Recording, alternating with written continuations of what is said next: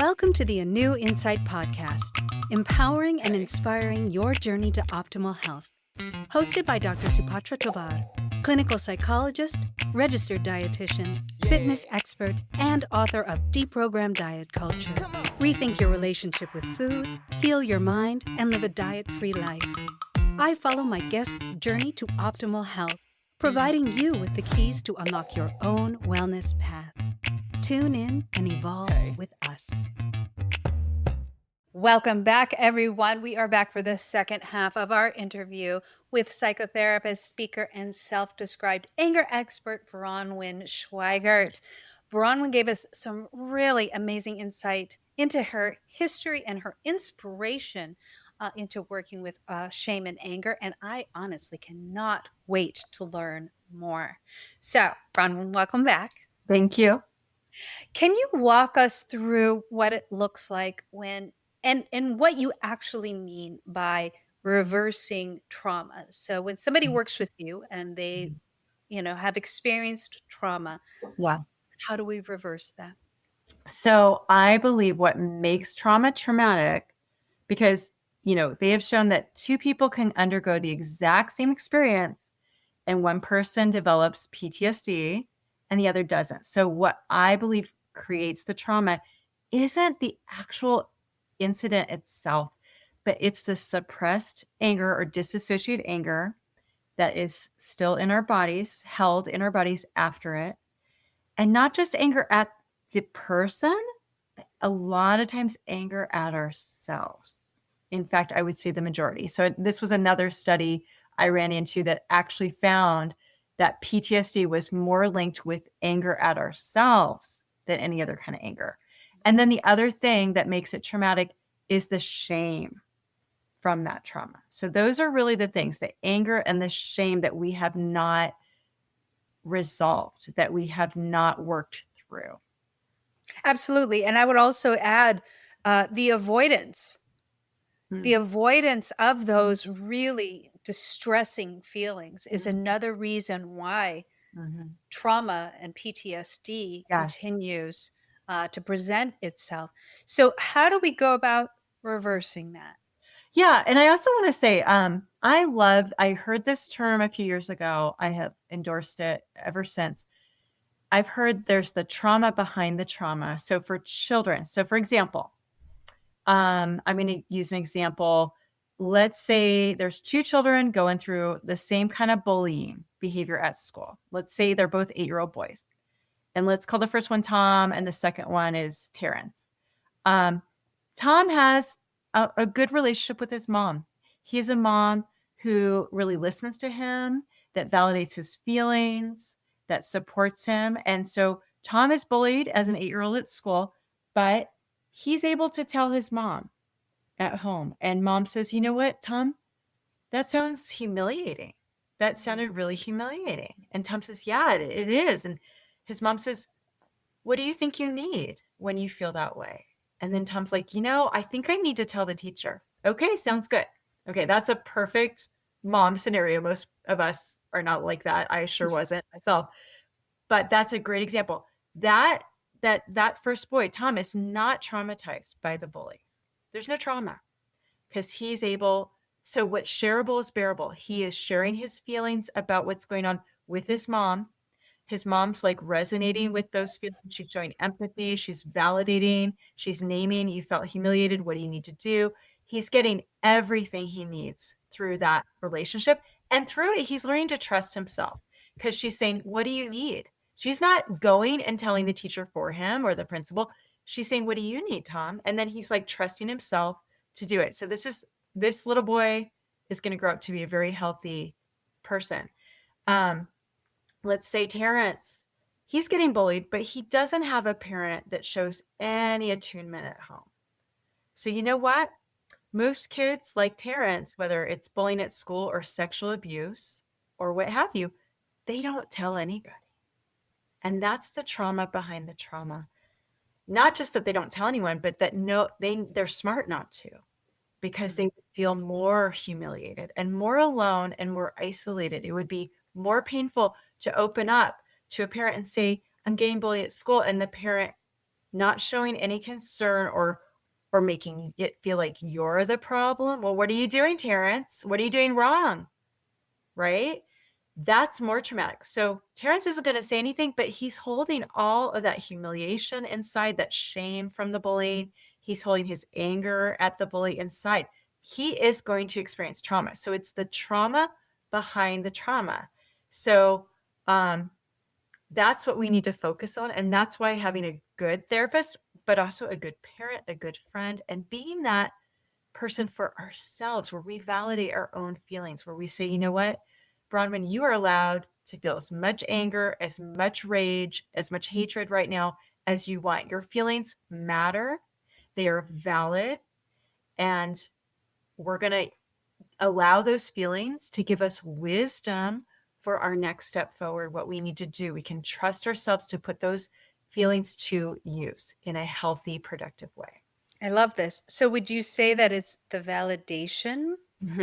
Yeah. of the anger and of the incident, that especially if it's in the past and they didn't receive that before, Mm-hmm. that's what helps reverse it? Yes. And if so, what are where are they coming out on the other side of this? What do you see as the result? Well, I would say, first of all, it is the validation. But by the time people come to our offices as adults, it's not, our job isn't just to validate them, because most people aren't even feeling their feelings. So someone who's like, I'm really angry because that happened to me, those are the easy folks.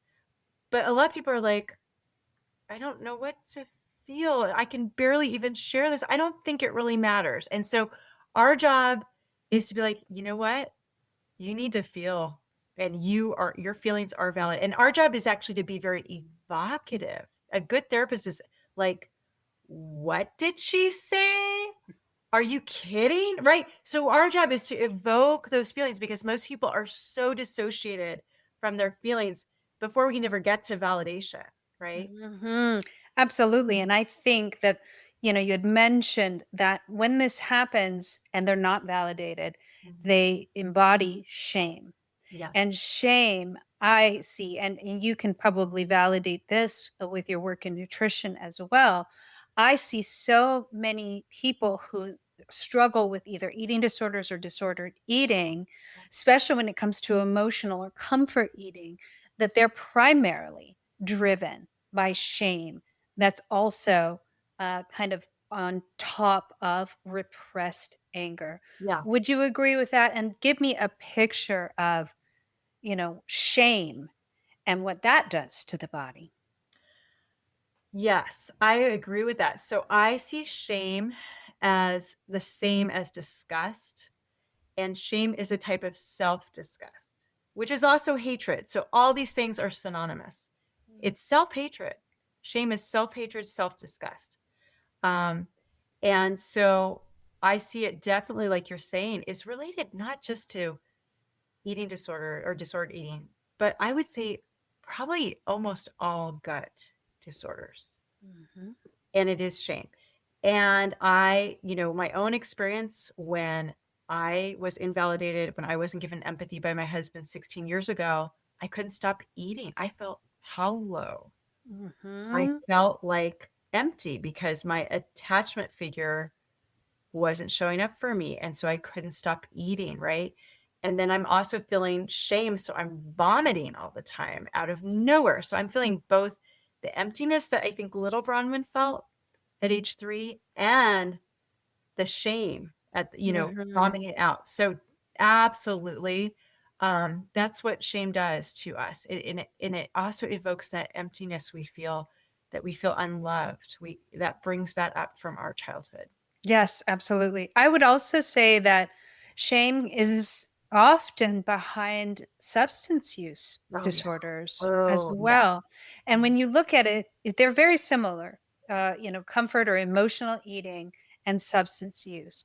They do provide kind of a mental escape from all of that pressure and pain that they're feeling, a way to dissociate, a way to fill a Yeah. void, whether it's, with a substance that kind of takes you away from reality, or it's, food that's helping to kind of fill that emotional void. So, how do Mhm. you help people resolve the shame? Yeah, and I will actually add to that, I believe OCD does the same thing. It's a one gigantic distraction to dissociate from the shame and the anger. Depression, anxiety, those are not feelings. Those are not emotions. Those are dissociations from feelings. So Mhm. the whole gamut, mania, Yes. um, psychosis, all of that. But yeah, so how do we deal with the shame? That's why I do my integration exercises. So we feel the shame, we become that attachment figure for our young self at that imprint, the imprinting memory. We have to go back to I believe we have to go back to the imprinting memory. And when we allow ourselves to feel our bodies in the present, when that shame is being evoked, when it's being triggered, and to feel that sensation in our bodies and let our minds float back, it will take us to an imprinting memory of ourselves at 3, 4, 5, whatever age. And then we can go and we can dislodge that shame. We can say, little Bronwyn, let's put all that shame in this big cardboard box and we're going to give it back to the parent. We're going to give it back to the bully, or we can just throw it in the sea because it's not ours. It's I think that's so beautiful. You were just mentioning some more severe mental health disorders like bipolar and Mhm, psychosis. mhm, How do you help them navigate these more severe mental illnesses with, the use of emotional reconnection? And what have those cases taught you about the role of expression in yeah. healing? Yeah, I have one client in particular. We've been working together for probably 2.5 years now. She's given me permission, I don't use her name, but to share her story because she is I'm so proud of her. She's my ultimate success story. She suffered with psychosis for, I would say, 13 years before she came on as my client. And I just remember the first time ever talking to her, and she's like, "I'm sick. I'm the sick one in my family. I have all these mental illnesses." And I'm like, "It sounds like you're the actually sane one, the only one that has feelings, and your feelings are really valid." And once she was able to see that even her hallucinations, she had, kind of dementors, from Harry Potter, the dementors, the soul suckers. She had those. She would see hallucinations of those. She would see a witch that was trying to kill her. She would hear voices here and there. She started seeing, I'm like, that kind of sounds like your mother, don't you think? It sounds like your body is trying to tell you to stay away from your mother. It's trying to warn you about her. And now she's like, "Oh, yeah, that is exactly what that was." So she Wow. was refusing to see how wicked, how horrific her mother actually was. And the minute she started opening her eyes to that, she had complete boundaries, completely cut off her mom. That was about 2 years ago, and has not had one hallucination since that time for 2 years straight now. Wow, that's amazing. And what made the mother so sick at the heart of that was how incredibly invalidating she was. So that's why I really press on this point. One common phenomena I see with people with severe sickness, is a very consistently invalidating parent. Absolutely. That is really amazing to hear that the hallucinations stopped after she Mhm, made that realization. And I think, it's really hard for people to actually look at their parent in that light. I think that that's why they have so many struggles and they internalize it, mhm, because how could my mother, the person who's supposed to taking care of me, who's supposed to be loving me, yeah, how could she be that person? So it can't be her. It's yeah, got to be me. And when they actually do make that connection, you do see a rift happening. And I think that that's where some people will go, no contact, mhm, or some people will distance themselves as mhm, they're kind of working through this. And mhm, I often find that no matter which way they go, but if they do go with just distancing and not separating, Mm, I see them go through this process that I think is really kind of beautiful where, mm, they work through their anger, they're realizing how pissed off they are at their parent, and it may disrupt relationships as they're hanging out together, as they, do the holidays and things like that. But when they stick with it and they continue to work through that, what I actually see happen with my clients is that eventually the anger resolves itself, and then they see the parent very clearly, and they see all of the factors that led to the parent being this way, and they actually develop empathy and compassion mhm. for the Yeah. parent. On the other hand, I see, when they report back with these like family interactions, when the client actually changes their behavior and they're no longer falling into those Mhm. patterns and Yeah. they develop those boundaries, Yeah. that's actually when they see the behavior of their parent change in a way that's more healthy, I in believe a that. way that's Mhm. better for the relationship. And I think that actually helps to increase that empathy and compassion. Yeah. So, it's really interesting. And I think a lot of people do have to completely sever ties as well. And that's Mhm. very hard for people. And they need all of that extra support as they're Mhm. doing that. Yeah. But making those realizations can resolve some really severe mental health Mhm. diagnoses. And I think that that's absolutely beautiful. So now we've talked a lot about parents not necessarily doing the best thing. Mm, What are some ways, if there's parents out here who are like, oh my mm, gosh, I don't want to do this to my kid? How mhm. do I figure this out? How can parents raise emotionally resilient kids Yeah. without teaching them to suppress these difficult feelings of anger Yeah. or grief or shame? Yeah. Well, that's the hard part is we have to validate their anger at us ultimately. Mm, And that takes us developing that ego strength to be okay, to be seen as imperfect in our own eyes. And we need to know when they're angry at us, that is not shameful because we get to be human. Really, it's about us kind of embracing our own humanity and saying, you know what? I'm just a human. Humans, you know what humans do best? They make mistakes. We make so many mistakes. We're so good at it. And the best humans learn from their mistakes and see it mhm, as an opportunity to grow wiser. And that's who I'm going to be. And with my child, that's who I'm going to be. So I'm going to learn to attune to them. And even when they're angry with me, I'm going to learn as hard as it is initially to go, okay, Susie, yeah, I can see where you're coming from. I can hear that. mm. That's okay. Wow. I don't blame you for feeling frustrated with me when I say this, but I do that. Yeah, get Yes. it. You're right. You're right to feel annoyed when I am being kind of hypocritical. Thank you for pointing that out.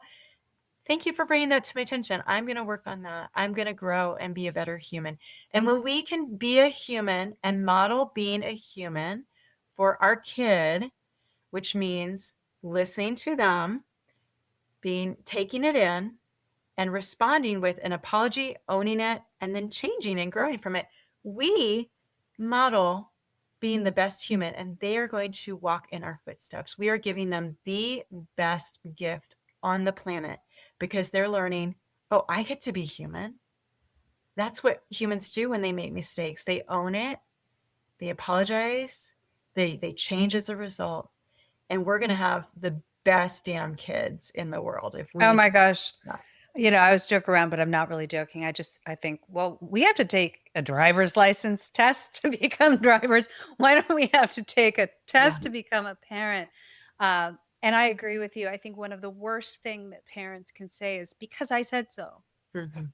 right? If they can help a child understand maybe why there's a rule, Mhm. or take the time to really hear what their Mhm. child might be resisting in Mhm. them and understand where they're coming from and validate that and have humility Yeah. to say, you know what, you might be right, I might be wrong, and let's really kind of work this out. you're Yeah. you're modeling this behavior for your child. Yeah. And I think parents just feel like they have to be the authority, and that makes them more authoritarian. But Mhm. we've done tons of studies on parenting, and Mhm. democratic parenting is the most effective and Yeah. effective style of Yeah. parenting. Yeah. Well, I don't like the term democratic. I think maybe the best one is, so there's authoritarian and there's authoritative.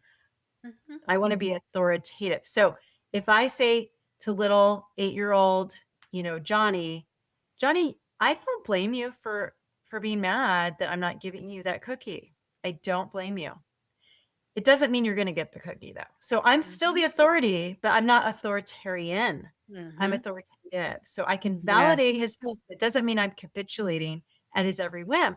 And then there's going to be other times where I'm like, you know what? Let's figure out a way that works for both of us. Let's work together. Mhm. And so now I'm helping Johnny trust himself, learn how to be a team player, right? I'm empowering him. Mhm. Let's find out a solution together. So Absolutely. that's authoritative. But yeah, the underlying spirit of democratic, same thing, absolutely. Yes, I would agree, and I think especially when they're young, Mhm, authoritative is absolutely imperative, and mhm, as they transition towards preteens and teens, mhm. I think that that's when you can give them a little bit more autonomy and Yeah, be a little bit more democratic. Still have to be authoritative, yeah, you mhm, don't want them right. out until 4 in the morning or anything like that, Yeah, yeah, uh, but giving them a little bit more freedom to feel independent or to feel like they have, yeah, some sort sense of autonomy is so empowering, and it's yeah. also modeling how they can become that way as parents themselves. So Mhm, let's switch a little bit. I want to talk about um, the medical establishment and how medication mhm. is used sometimes in a way to suppress Oh, emotions, yeah, to suppress anger. yeah. How can we help, psychiatrists who are, Mhm, prescribing these medications, or how can we empower people who are on them mhm. um, to work with their medication or maybe to choose a different route when it comes to their emotions? Yeah, yeah. There's kind of this, I think what you're naming when I'm hearing is this underlying pervasive, tacit belief that emotions might be pathological. And I definitely, getting back to the client that I shared who did have psychosis for those 13 years, she has had so many times in psychiatric facilities over those years. And she was traumatized every time because she very much was made to feel there like her emotions were pathological. And that's kind of the underlying, I guess the ideology around medication, right? Is like, let's numb your emotions, let's numb them.